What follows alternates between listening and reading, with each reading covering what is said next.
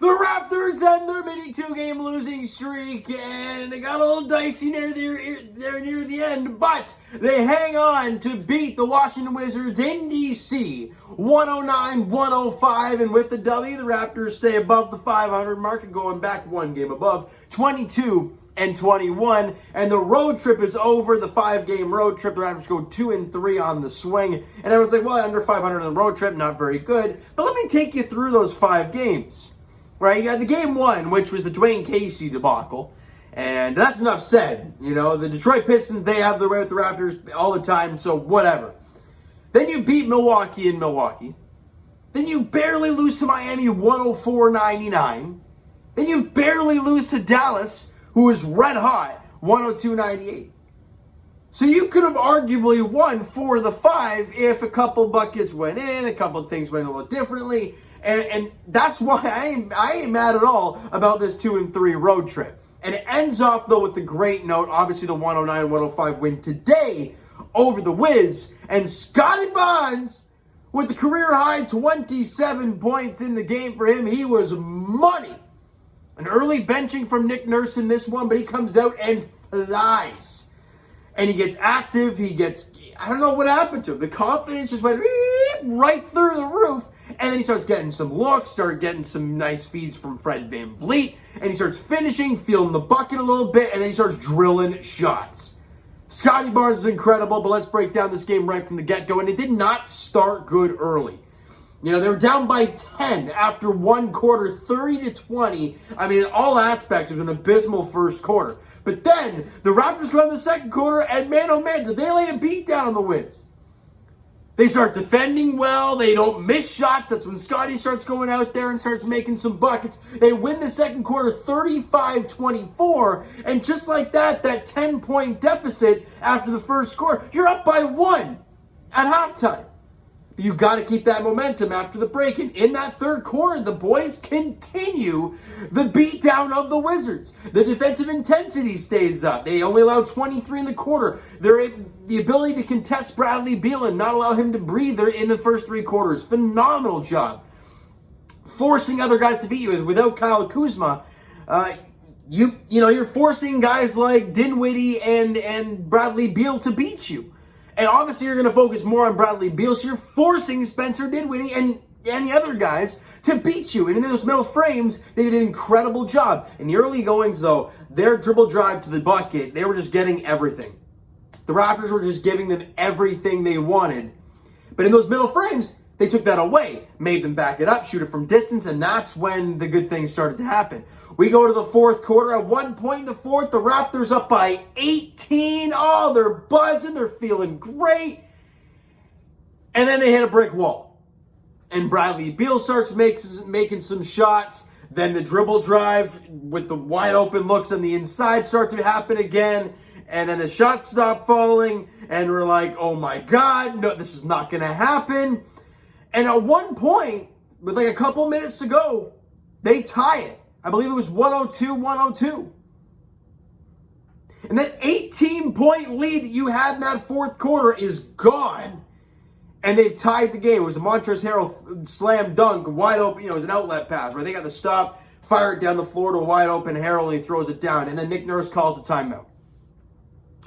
And I know everyone hates Nick Nurse. Well, I can't say that. Not everybody hates Nick Nurse, but a lot of people aren't fans of the whole playing these guys 40 minutes a night, and I get it. I do. But we cannot disregard the fact that they were in a downward spiral, a tailspin in that fourth quarter with them tying it at 102. They called the timeout. The Raptors go on a little run. Fred VanVleet off the screen, and I was pulling my hair out when they tied the game because I'm yelling at my TV that the ball has stopped moving on the offensive end. No one's moving the ball around. It's just Fred or Pascal dribbling it up high. Then if it's Pascal, it's either a drive to the tin, look for somebody, or just take a tough contested shot. Or if it's Fred, it's dribble up high, try and drive and take a contested shot, or just step to the side and take a contested 3. It's what it felt like late in that game, and I'm starting to pull my hair out, and I'm watching them pass the ball around and get buckets, and I'm like, do you not see what's going on here? They call the timeout. They get a couple screens. They start moving the ball on the perimeter, right? They start moving the ball around a little bit. They start getting some screens. Pascal lays a good screen. Fred gets the wide open three, drills it to give the Raps the lead right out of the timeout. And I'm like, holy smokes, see what happens when the ball moves and the players move. You get good looks. And we cannot disregard the fact that OG cleaned up. I mean, Scottie, if he knocked down that fadeaway jumper in the corner, I would have lost my mind. But he misses it. OG picks up the rebound and puts it back up and through to give the Raptors a 5-point lead and more or less ices the game with about 20 seconds left. That's gutsy, man. That's absolutely a gutsy win for the Toronto Raptors, considering how bad they were on really both ends of the ball there in that second or in that fourth quarter. And the fact that they got that timeout, went on that, was it a 5-0 run, and you hang on to win it 109-105? That's impressive. They win the fourth quarter. They lose the fourth quarter 28-18, but they hang on to win it 109-105. All right, let's get to the players here real quick. Pascal Siakam, just doing what he's been doing lately. 21 points, 7 rebounds, 4 assists on 8 of 17 shooting, 4 of 4 from the line, 1 of 2 from distance. And 2 of his shots that he made in that fourth quarter were huge. They were both when the Raptors were having tough times making shots, and they were just mid-range jump shots.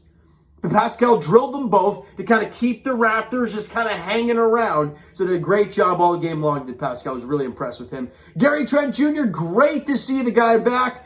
Did struggle with the shot a little bit, but nonetheless, it's so nice to see him back out there. 13 points, 1 board, 1 dime, 4 of 12 from the field, 2 of 3 from the line, 3 of 7 from distance, gave you a steal and a block. And oh my God, that one block, did he get up there or what on Hashimura? Holy smokes, what a block from Gary Trent Jr. Fred VanVleet, Freddie All-Star. Oh, baby, he was good. 21 points, 1 board. But had 12 dimes in the game. I'd say quite a few of those were for Scottie Barnes. And shot 6 of 17 from the field, 5 of 5 from the line, 4 of 11 from distance, 2 steals, 2 blocks, but he made the winning plays. He made that big 3 out of the timeout to more or less win you this basketball game. So we can talk about, 6 of 17 ain't pretty. No, it's not. But it's the timing of those shots. And that's what I'll take from Freddie any day of the week. OG Anunoby, 12 points, 9 rebounds, 1 dime. Shot 6 of 13, was 0 of 4 from 3. 4 steals and a block for OG. But again, the big bucket late. And that's what I'll take any day from OG. Now the player of the game, Scottie Barnes.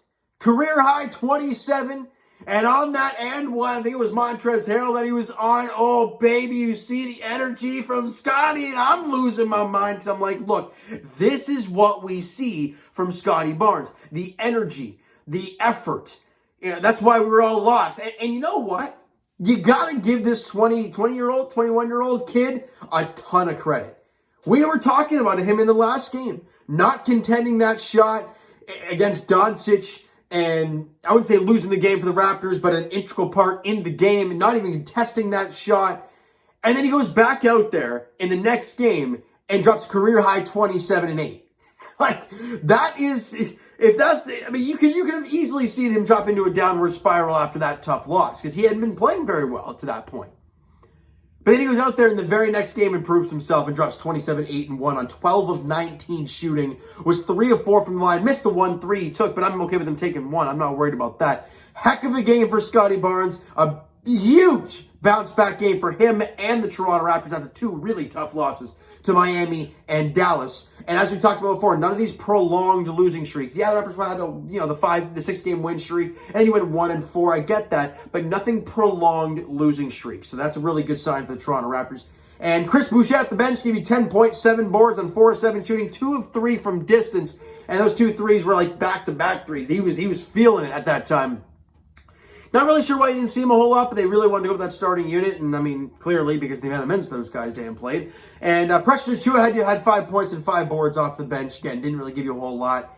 And we all know offensively, Precious Achiuwa can be a circus. I mean, my God. You guys see that jump shot from just outside the free throw line that he airballed by about yay much? It was ugly. And for Precious, just keep working. I don't know. There's got to be, there's definitely good in there. He's going to find a way to get it out of him. Now let's get to the team percentages. Raptors shot 47% from the field, 37% from three-point range, so pretty good numbers all around, 82% from the line. Did a job in this game in really all aspects of the game offensively, so a great job there. However, they shot 51% from the field, 32% from three. So again, in that middle frames, making them shoot a lot of threes, they only shot 32% from three. So they did a great job in the second and third quarter, the Raptors containing the paint, really. And they were also 80% from the free throw line. So very even numbers there. Now, +9 in turnovers, which is great for the Toronto Raptors. They had 17 turnovers. Raptors only had 8. That is more like our Toronto Raptors. And that led to +15 in points off a turnover. So they did a job making them pay for their mistakes, all right? Now, as I mentioned, points in the paint there in the first and the fourth quarter really killed you in the way. And the fact that they took it away in the second and third quarter and you still lost that category, points in the paint, by 12, tells you how bad they were in the first and fourth quarter. Now, they were also -8 in the fast break, which isn't really Toronto Raptors-esque. But again, you find a way to get a W. And I'm going to go through the road trip one more time. So, you lost 103-87 to Detroit in Detroit. You beat Milwaukee 103-96 in Milwaukee. You lost 104-99 to the Miami Heat and 102-98 to the Mavs. Some really tough games in there, other than Detroit. But, I mean, it's Detroit and it's Dwayne Casey, but it is what it is. I would say it's a very positive road trip, you know. And for the Toronto Raptors, they come back home now to take on Norman Powell and the Portland Trail Blazers. Unfortunately, you know, no fans in the stands for Norm. Eventually, though, seems like there will be come February, so that's a great sign. But it'll be after Lowry's return if he decides to play. But, yeah, next game of the Raptors is on Sunday evening, 6 p.m. tip-off as they host the Portland Trail Blazers on home court. Portland has been abysmal this season, and no Damian Lillard as well. So, I don't want to say it's a time to win a couple games in a row, but on paper, it looks like that. All right? So, you know what, guys? That is going to do it for this one. If you enjoyed the video and enjoyed the game this evening, smack the like button. I do appreciate that. Hit the subscribe button. You guys not already. Comment down below if that's in the video, if that's in the game, what you like. What you not like from today's game today for the Toronto Raptors. The Twitter link is down below, so follow up, send me a DM, do that great stuff. Instagram link is also down below, so follow up there if you guys have not done so already. And I will talk to you Leafs Edition tomorrow night as they are in New York taking on the Islanders, looking to get back into the win column after an abysmal loss against the Rangers yesterday. And as for the Toronto Raptors, we mentioned their next contest is on Sunday evening as they host the Portland Trail Blazers. Norman Powell and the Portland Trail Blazers. All right, 6 p.m. tip-off there at Scotiabank Arena. Thank you so much for listening and watching. I hope you enjoyed the video and the game tonight. We'll talk to you guys then.